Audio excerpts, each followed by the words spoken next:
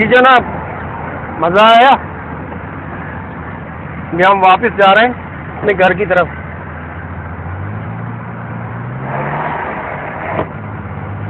खाने के बाद अगर आप एक सुलेमानी पान, सौंफ, खोपरा और इलायची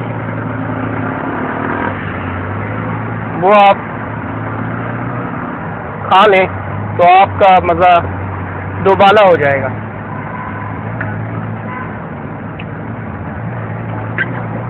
ये तारिक रोड की तरफ हम रवा दवा हैं। ये सोसाइटी कब्रिस्तान है।